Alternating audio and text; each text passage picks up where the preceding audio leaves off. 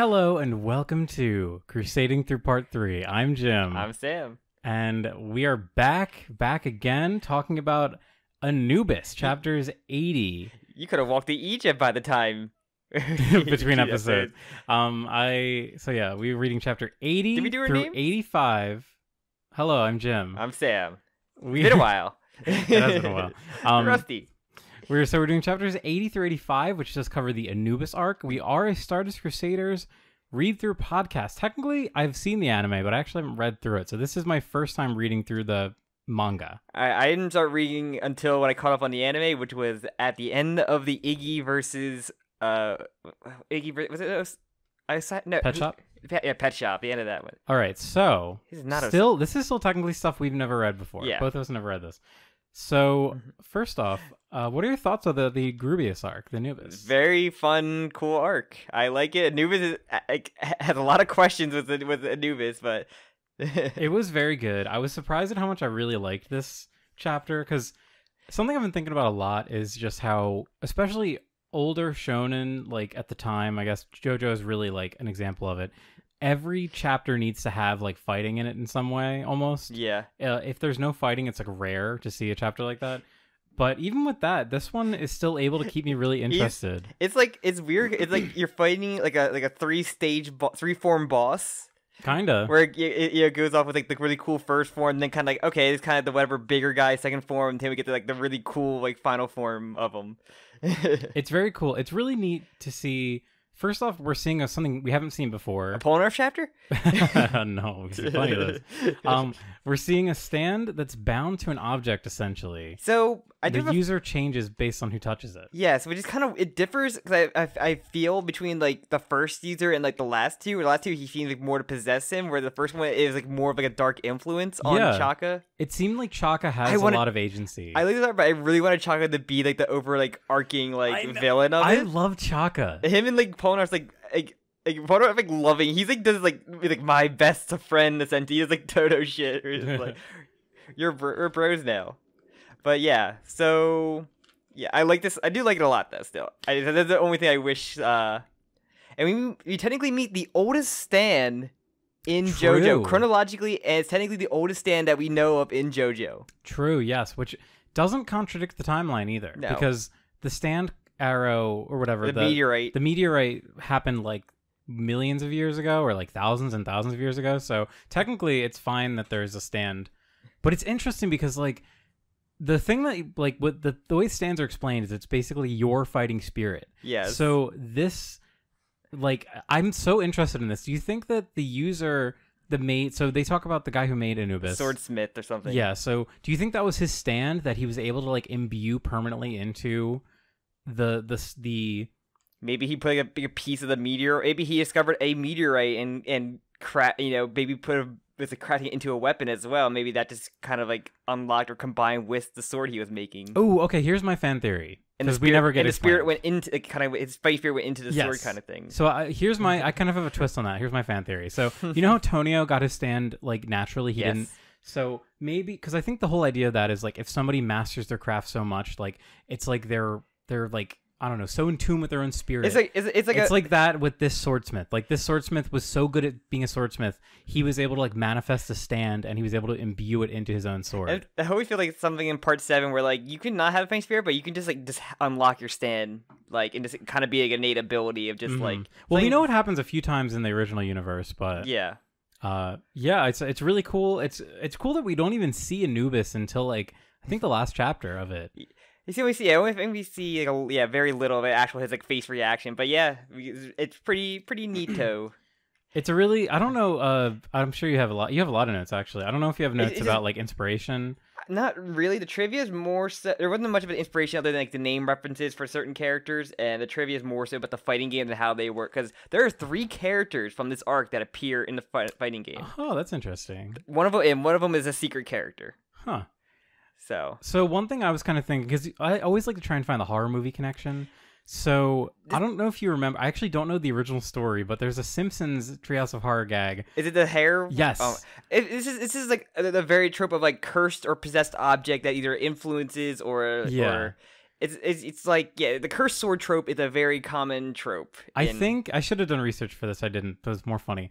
I think that Simpsons Treehouse of Horror is parodying a story. I think it might be a Stephen King story where a guy gets a heart transplant from like a murderer, and the heart be like the soul, the spirit of the murderer lingers on and controls him to become a murderer. Yeah, basically, it's off of that one. It could be based off it as well, but it's also like a story. I bet you Japan, like the cursed swords that will just like control somebody or like influence or it's really corrupt. Cool. It's funny too because immediately one of the guys like, "Whoa, it's like a katana!" Like, whoa, I'm glad these farmers know what katanas are. There's a really funny trend, and Japan is very like nationalistic. There's a lot of pride in Japan for their own culture, but there's always this tendency in anime that I notice whenever they're talking about a sword, comparing it to a katana is like the ultimate compliment. It's like, oh, the perfect sword, a katana. I guess we don't really like, did the swordsmith mention that he was Egyptian, or was that just something that like, or it could just been a random swordsmith from somewhere around the world, maybe Japan, because that's why he made a katana. It's a really long chapter. I can't scroll through it right now, but I don't think so. I don't think it's ever specified where exactly. It's like the last chapter when Anubis is like freaking out. But presumably it would have been in Egypt because Anubis and like it's all themed like. You think so, but also, I mean,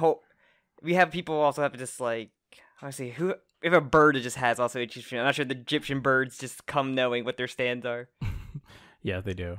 They all do. They told me. Well, let's just kind of go through because we're spending a lot of time on something that's like revealed like towards the end. It's just really, it's like the most fun part about it to me. So, that's the most interesting lore. It's lore bits in there, but the first note I took is just the gang is confused by an Arabic bill. It's really weird. It's funny because I don't know if you're aware, but like what are they called? Like the numerals that we use for numbers.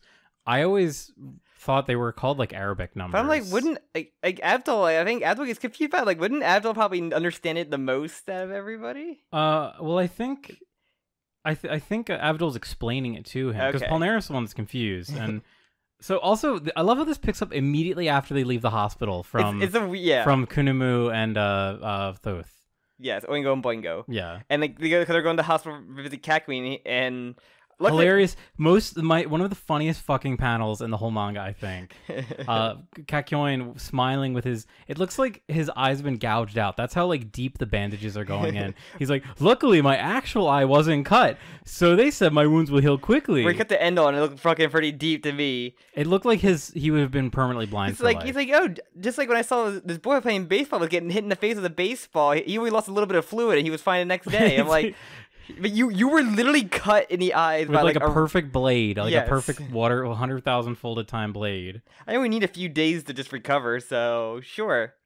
Very funny. It's very fucking funny. But this is like you see, they trekked through like 3 different cities in this arc alone. Like they started in like Aswan, I think it was called.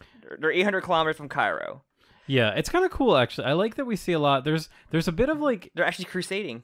Yeah, there's a bit of like actual explanation about like culture. Yes, that's the second chapter when we actually get to the actual first town because in the very first chapter they do talk about one thing which is kind of interesting. Which I don't know how true this is, but he says all the buildings on the west side of. That's just architecture in Egypt by its alone, like ancient yeah, city so buildings. It's interesting because you see like all the cities and towns are mostly on the east. On the east, and then there's a little lore explanation about how it was the idea that the Nile like divides the land of the living and the dead, so that's why like that's so rad, and like all like the crypts and everything are on the west side. It's really cool. It is really cool. I wonder how like true that is, like because this was written over 30 years ago. I wonder how true that still is. Yeah, probably. I mean, who knows how much? I mean, probably not because they're probably all like tourist attractions now. They might be. I really don't know. I really don't know what Egypt's like in the modern day. Besides that, you can sit down in a Pizza Hut and look at the 3 pyramids. Epic from Cairo. But then we meet Chaka and like I just wrote bad JoJo civilians. So these are his family. I just wrote bad JoJo civilians because they're just horrible bullies to Chaka, and they learn that the sword. They find that the sword is in the middle of nowhere. So I'm not sure if Anubis does have some way of moving around. So I think my headcanon... Or the rats? My headcanon is because we saw that there was a person like went to Dio's thing, because remember we saw that one silhouetted image of like all the users. Yeah. We saw a guy there that's supposed to represent Anubis. So my headcanon is that some guy was the Anubis user, and then he got in a fight with a guy or something, or he died, and then Anubis, the sword, just fell down and was waiting on the side of the road. Or he's controlled like a giant like hawk and just flew around like with the sword until he joined the drop, and he was like, "Ooh, that family of terrifying humans looks like they could be a good bullying this one guy, a good target." One thing I really like, because they try to unsheath the sword and he can't, and like it just cuts their hand. Like the stuff that the handle, like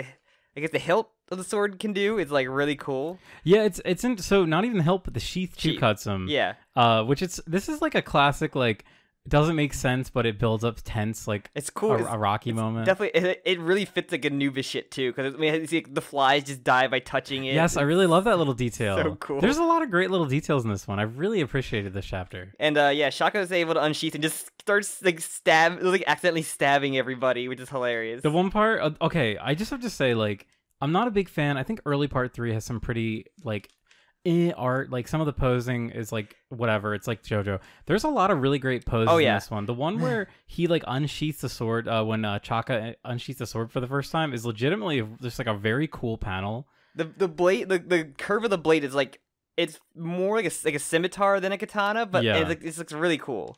It just, the way he like exaggerates the curve makes for really cool poses. It's a cool mix of both kind of swords, of like mixing like a scimitar and a katana, and it makes a unique look to it, and I love that. Yeah, it's hilarious how he kills. So actually, he just stabs his father in the chest by accident, and then the one guy like goes to take it out, and the sword like vibrates and slices like deep into his skull. It's so funny. And they say that the sword's fucked up. So there's obviously like, so he can control the sword a little bit, like not just like the person.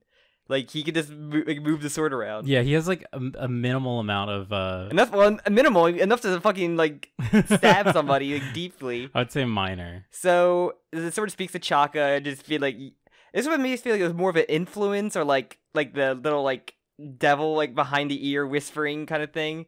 And it's the stand of Anubis, and it just change him, and then he basically can cut through the one man through the cow. So he has an ability that he can cut through objects, which is really cool. And also, as we learned, like, oh yeah, it can't just do that. I can cut the objects normally. I just choose not to. Like, that's fucking cool as shit. That's like a Toto moment. Yeah, it really is. Kaisen.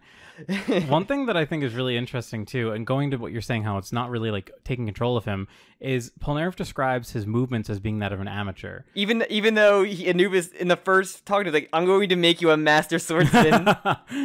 He just lies. So yeah, so I think you're totally right. By initially, Chaka is not like controlled. Maybe he's able to just like he like was able to use that influence rather than just direct control. Who knows why he would choose not to do one? And they just said like, yes, we're going to go kill three of those Crusaders. And so Chaka is named after. Do you know the reference of Chaka's name?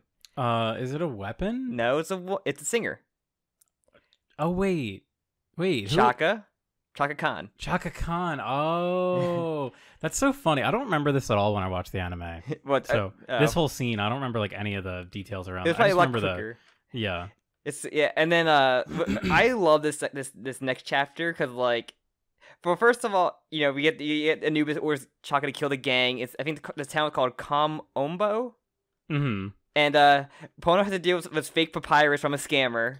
I love the way this little guy looks. He looks like such a hilarious caricature of like a greedy businessman. It's so common that like Araki must have just dealt with so many of these kind of con men trying to prey on tourists. It's really funny. I'm sure that's like everywhere, and especially around the Egyptian tourist attractions. Like exactly. But yeah, my favorite thing is just like Chaka like following Polnareff, and just this really cool like them walking to like this abandoned temple with all these pillars, like incredibly, it's so sick. The fact that he's like the sword wrapped up too, it's really cool. It's just like classic samurai shit. And just like that's pretty bold of you. The first thing is to really just come up, since myself, to just come up and like really admit to everybody that you're like the enemy. It's like, I just want to fucking fight you and kill you. It's like, you're cool. You're friends, Chaka. It's really like, I legitimately love the build up to this scene. I think it's like it's as good as like how Araki does like tension late, like all the way up to like part 7. I think. It's all full on display here. It looks great. The one thing I love, he's like, "What's your name?" He asked for his name too, which is like the biggest sign of like respect for a like sword fight.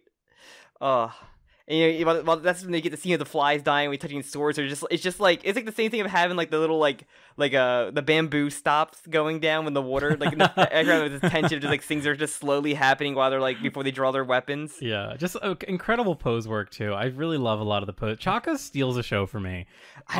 He's so sinister with how he looks. It's fucking cool. So yeah, then they start fucking fighting, and Polnareff used to get like stabbed through. He gets stabbed through the pillar. Like Chaka's like hiding behind pillars. And Polnareff's like, oh, I was gonna go above top the pillars, and look for him from above. And like Chaka's above him, like knocking out a pillar. Like fuck you, I can destroy pillars as well. And yeah, get fucked.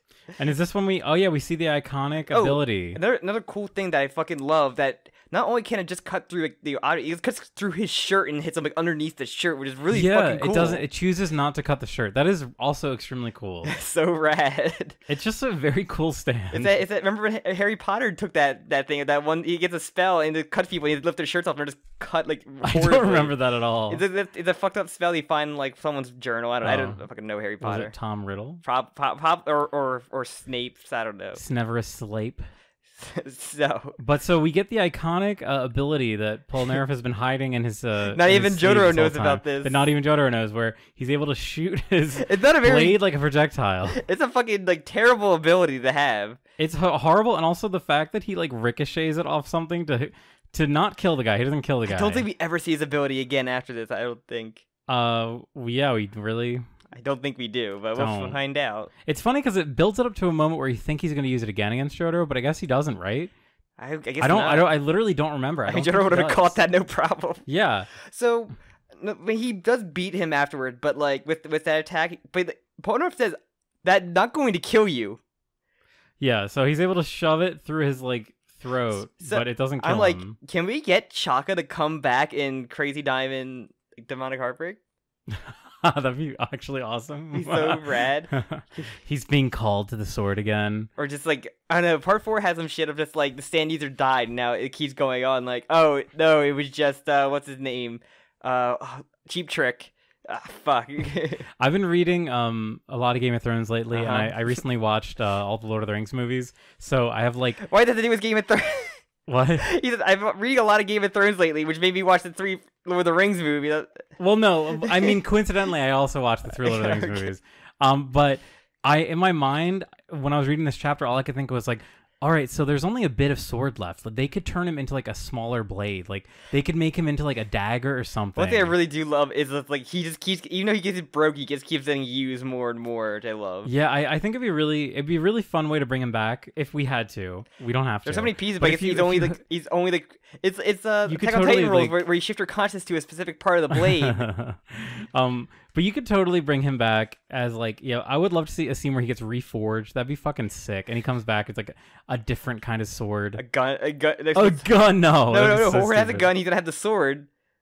Even, I think him being like a stiletto knife or like a smaller knife would be really cool. Like, I'm trying to think if it was like any other, like, I love these, like, kind of just, their stands are just a weapon. Like a gimmicky weapon, like whole Horde has the gimmicky gun. It's very cool. Like, I feel like weapons are cool. I want more of those, like, of just more gimmicky like stand weapons. I'm with you. That aren't just like my finger's a gun, like, which is like happens multiple times. Like, what is that one? Like Mamazuku turning his hand into a fucking crossbow is cool as hell. That is like the greatest thing I've ever seen. That's one of my favorite things in JoJo, even though it's in the bad part of JoJo Land. Even the part 7, like the meat spray is a really cool fucking like versatile, like just a weapon or a tool. Yeah, it's more of like a tool. It's so cool. Mountain Tim is literally becomes a tool. I love Mountain Tim so much. Part 7 is really good. I want to read Part 7 again. Part 7 is very good. All right, so, but yeah, the gang shows up. They're like, Polnareff, you gotta stop going off alone. Like, 1 minute and you'll get fucking killed by Stan. Don't worry, I beat him up. He's right over there. And then, like, I got the sword. The sword's kind of fucking weird. We should probably turn it into police, but I'll just hold on to it for now. It's kind of interesting that, like, Polnareff is kind of tempted by it. Like, there's a panel where he opens it and he's like, ooh, should I unsheath it? And it's like, it's kind of cool because it's like, oh, maybe there's like it's back to Lord of the Rings. Like there's kind of a weird influence that's like driving people to like pick this thing up. Cast that sword to the Nile. No. No. Destroy it. And then so he tries to toss the sword, and then a bunch of rats just take it away, which is hilarious. It is very funny. I was like, oh, rats are thieves in this town? I'm like, yes, falling off. Rats are thieves in this town. Rats are thieves everywhere. Rats are thieves all over. Just in this town, the rats are thieves. Also, I like this idea, like, we're getting, like, the fly connection, because obviously flies mean death. Anubis, the god of death. Yes. Egyptian god of death, We all obviously. know. Everybody is Anubis. He's the most known god. Yeah. In the roster for Records of Ragnarok, has not appeared yet. Oh, I didn't even know that. But Anubis you also... read the first chapter. You knew that he's in there. Well, I forgot. But I think it's cool that he's, like, using, like, rats, too, because rats are, like, well, as we see, the spreaders of death, basically. And we also see that he can control animals, as he mentions towards the very end, But yeah, he takes the sword with him. Where am I at? My notes. Okay, so they're in Edfu. That's the next town they go to, which is like a melting pot of like a bunch of like Egyptian and other like countries coming into this city. Where like he mentions there's like Africans, there's like Indian, and there's like various different like Egyptian kind of people with different lifestyles. It's like, oh, that's a cool little like fact about this like town. Yeah, it's interesting. I was reading it a little bit, and there's a little bit that I was like, oh. I was reading the one about the woman. He's like, "Don't ask for a picture, though." LOL. That was actually kind of funny. I thought weird. I thought it was stupid. Very stupid. It's kind of interesting. Like they talk about like a Nubian, and like they talk about how like Nubians have like really distant ancestry to like the area. If Rocky went there, probably like, oh, this is a weird like melting pot of like all bunch of different cultures and like. It is okay. I will say it's generally a win. Like it's a win moment. Give Rocky the W because he's talking about like an interesting cultural diversity that a lot of readers would not realize exists in this community, like in Egypt. Because you think, oh yeah, Egyptians, like there's Egyptians, but no, there's like thousands and thousands of years of history and like. The Sikh in particular, too. I wonder if there's like a high Sikh population in Egypt. Because I thought that was kind of interesting that he referenced. So as you do, he brings the sword with him to go get a shave. So something on this. So I just noticed right now, there's like the word barber is written on the front of the shop, but in the first time we see it, it's written in like Arabic, and then the next time it's English. Just for ease of use for a reader, I guess, and to understand. All you really need to signify a barber is just the pole, but you can't do the color in the black and white. But like, I guess it's true. But you probably still do the pole, and you probably have it understand. They actually kind of do a stripy thing. That's all you need. They do like a little stripy signage. It's not like one of the poles, but the universal like sign of barbers. Of barbers, yes. But I really love this scene. So yeah, Polnareff gets a shave. I'm pretty sure in the anime, this is like where you see like JoJo reading marine biology magazine, but he doesn't read anything really. Like... In this, it's hard to tell. It almost looks like the word marine, but it's like it's RIHE are the letters that you can actually read. It was probably in Arabic, so I don't know what JoJo was reading. I just look at pictures, I guess. Oh, I love looking at starfish. I love looking at these fish creatures. But so it's also, I like the detail too that it's like, okay, well, Polnareff can't be trusted on his own. Like JoJo has to babysit him. I mean, they picked the right person. They really did. I mean, because yeah. In his first, when he was a villain arc, don't forget Abdul was the one that fought him. Mm-hmm. So JoJo did not fight him in that really. Oh yeah, I guess this is the only time they fought. It was all Abdul like real fight. So yeah, then the barber basically the name is Khan, by the way. Remember Shaka Khan? Oh my god, I didn't even notice. That they gave him a name. So yeah, he's the big guy, and he basically I love it. Pulling up like he had his throat slit. That's a really cool thing of like hit dude in the barber chair to go down or make the chair go straighten out. So he dodges the blade. One thing I really just love scenes. I love scenes like this because obviously. It's such a mundane thing, and Polnareff's even saying, like, oh, getting a shave, like, this is supposed to be relaxing. But we know that it's, like, extremely dangerous. Your blade is dull. What the fuck are you doing? Yeah. Also, the other thing, when you go to start, he's going for the swing on it, and he cuts himself, like, in the yeah, it's pretty cool. Yeah. I just want to talk about the shaving more. Have you ever gotten a shave like this, Sam? No. I have. I just have an electric razor, and it's like, I'm good. I had, so one of my friends for my birthday got me, when I lived abroad, when I lived in Austria, he got me a gift certificate to get a classic Turkish shave and Turkish coffee. I actually didn't get the coffy because I had to go somewhere. That'd be the one thing I wanted most. But so I was so into this. I think I might have trimmed because at the time I had a beard. Jim's beard. If you're going by his profile picture on Twitter, like Jim had the very bushy beard. I do have a big beard now. At the time, I had more of like a closer kept like chin strap. Actually, I think the time I might have been just growing whatever. Soul patch. No, not a soul patch. At the time, it was like a smaller beard, but so I got one of these shaves by a woman barber, which awesome, great. Love to see that women can shave beards too. All inclusive. I'm kidding. But it was crazy. It was so cool. It was like I used to use a regular razor to shave, but it was insane how close like getting a shave like with the straight razor is like this. It blew my mind. It was pretty cool. It was a little relaxing too. I probably wouldn't get that, but I did feel like a baby afterwards because I had literally no hair on my face. It was crazy. All right, sorry. That was my tangent for the day. That's cool. Glad you actually got to experience what Polnareff went through kind of without the sword coming to your throat. Yeah, thankfully there wasn't a giant blade at my throat. And so we kind of learned Anubis' other ability where it can just learn very quickly. It learns very quickly, essentially. And like it can just adapt to a fight and just get stronger and stronger with every fight. So it's really cool that he's given that ability and he's used in this way because it's fun to have like a longer arc with him because having him come back for like technically 3 fights is really cool. But going from like an agile fighter to like now a big brute fighter essentially now. So yeah, basically he learns all of Silver Cherry's attacks and it keeps getting stronger. But he dodges the sword shoot. I guess that's the way the attack. The sword shoot. The sword shoot. There's no name for it. He's like, oh yeah, I can just shoot my blade.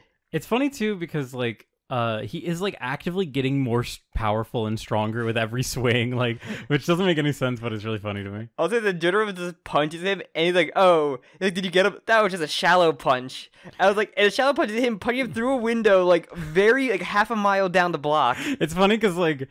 I feel like Araki had to like write a reason why this guy's head just didn't explode because this is a human. Like he's just a human man. He's a barber. He's a very big barber. Getting punched by fucking Star Platinum. His head should explode like a watermelon. Yeah, I don't fucking understand it.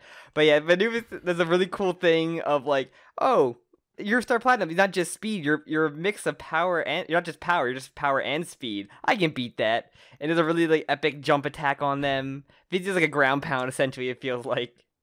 It's just really cool. It's a really cool fight. It's hard to like talk about it because a lot happens. I think it's like the most Star Platinum being OP, where he just like, catches a sword.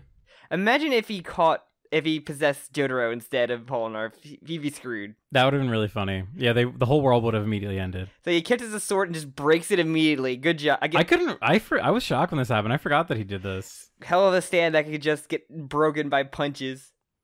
Which is like the thing is, it's not a really good fight for Jotaro because it's a blade, and blades can just like you can't really punch a blade, but I guess he can. Oh boy, can you punch a blade? Which kind of goes more to the theory that like maybe this was like a sword that was like, actually forged. It was like maybe with like an arrow shard, and like or part of the meteorite. And that's why it breaks so easily in this, but Anubis is still there like. Fine, essentially. I think the idea is that Star Platinum is just so fucking powerful. He is fucking strong. He can just do whatever he fucking wants. And yeah, he breaks the sword. Polnareff grabs the sword. Like we have to be extra careful not to touch the sword. Then we'll just give it to the police or whatever, or throw it into the Nile in this time. But some asshole cop shows up saying, "I'm here to investigate a fight. Give me that sword," and unsheaths it and just mind controls Polnareff. Just like inconvenient JoJo civilian. It's such a dumb move if you're like trying to get a sword away from someone to grab the sheath because like, do you know what they're gonna still have in their hand when you grab the sheath? The sword. Pull your gun out and say, "Put the sword on the ground and walk away." Yeah, and then you use your stand to knock him out or whatever. The standard JoJo inconvenient civilians to get in the way and like progress a stand fight even more. Yeah, but the scene when like Polnareff actually, so technically the sword's unsheathed while he's holding it, so Anubis takes full control, very sick moment. Jotaro just knees the cop away, just hit one knee, just KOs the cop. Very hilarious how Jotaro does this. Sure, how Jotaro just assaults another person. He kicks him so hard it launches him like several feet away. But he has a really cool CQC moment with Polnareff and Silver Chariot arm is a really cool thing. Just the arm just comes out and punches him while like Polnareff is like dodging. Yeah. It's also in the fighting. This is referred to as like Black Polnareff. It's evil. That's funny. Oh, is that the secret character? I don't think Khan, the big guy, is the secret character. Oh, that's so. I'm guessing it's Shaka and then Black Polnareff and then, Yes, that's funny. But yeah, Black Polnareff. Yeah, that's what they call him in actual like on the roster. But yeah, he he goes for the sword catch again, but he accelerates it, so he learned that's how Jotaro catches, I guess. It's funny, and like I'm okay with this. His tactic of beating him is just, I'll go faster. This is kind of like I think it kind of makes sense. This is like what a protagonist would get. Like, this is the kind of like moment that Jotaro would normally get, where he's like, oh, I just did the thing faster to beat him. But it makes sense here because like Polnareff is technically a master swordsman. Yes. So it makes sense that him wielding Anubis will be better than some random barber. Yeah. Who's just like a big beefer. And as we learn, he also can control other people's stands as well. That is actually fucking insane. It's crazy. It's almost like as broken as RPS Kid if you really think about it. RPS Kid a gun.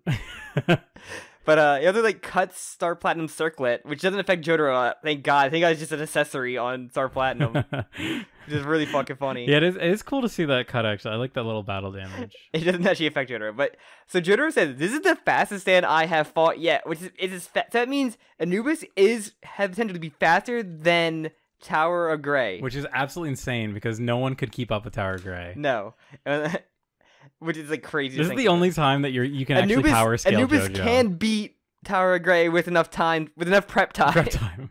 This is the only time we can accurately like power scale JoJo, because normally you can't power scale JoJo. Yeah. But this is the only time where they made Tower of Grey too fucking fast.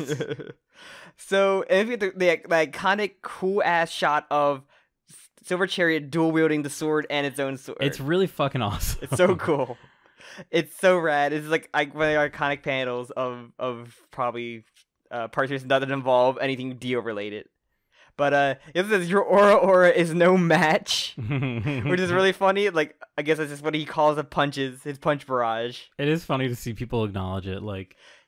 But so I guess he knows about, because he had not fought Jotaro at all really, other than the barbershop. So I guess this was in the PowerPoint presentation that everybody had at Dio's mansion. It's like Jotaro, watch out for his aura. He does this like 90% of his attacks are just an aura.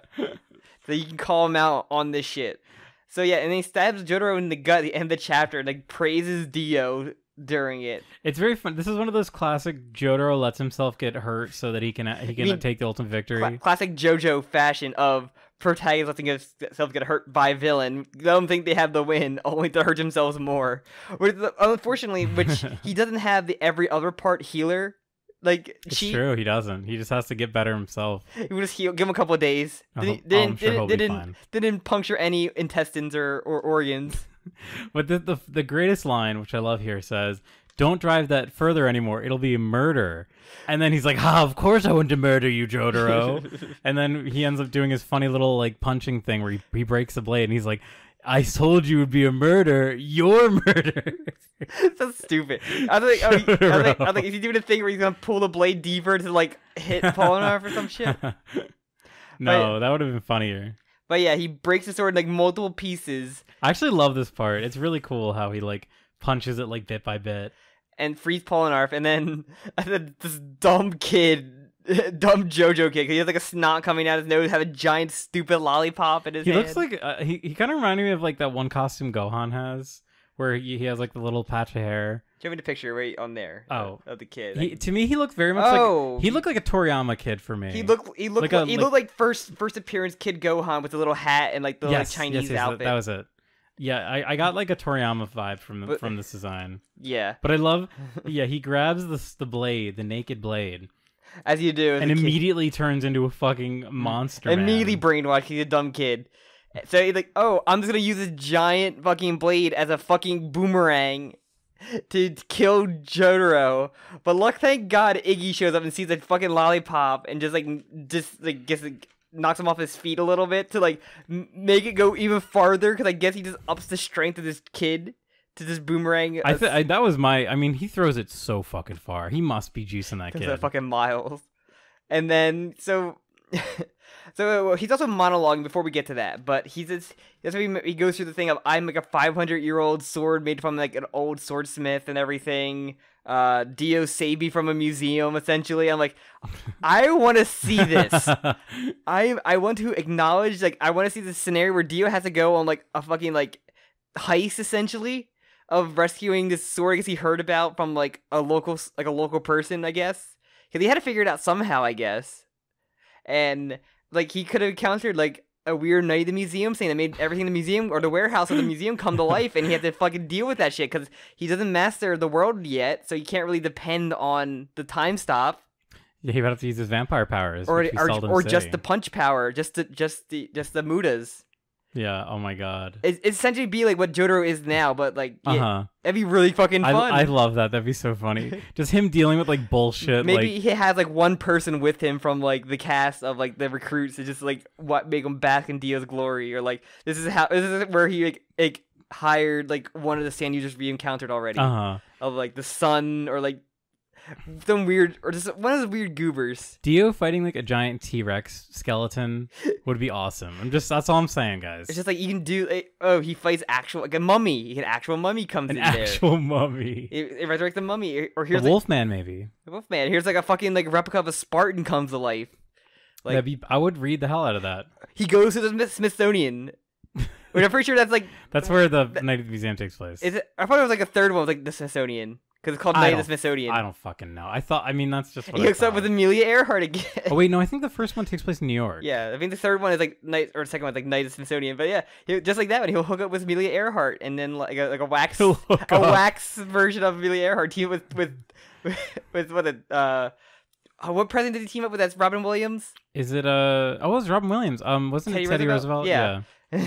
Wow, give me that. Give me that spin-off, like a Dio at the museum.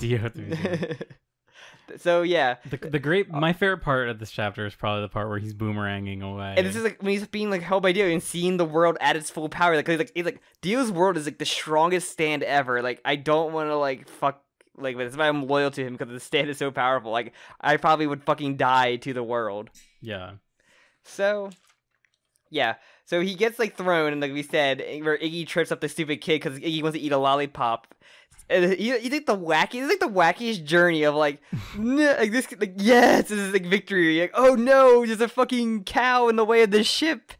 Like, I'm going to possess the cow. Oh no, the cow's freaking out. I don't have enough time to assume control, even though I assumed the child like instantly. The funniest part is when he's about to hit a wall, and he's like, "Oh, good, I'll be saved." But then he panics and he does the phase through ability, and he phases through the wall, and he's like, "No, why did I do that?" This is the funniest gag you could do. And it's just like, so funny. Like, I'm in the cow. Like, I'll possess the cow, but oh no, the ship's rocking. I fell into the fucking ocean. Now he's sunk. It'd be like, oh no, fishy, please come near me. Oh, Krista Krab, I'll get you all the food. I love him talking to the crabs.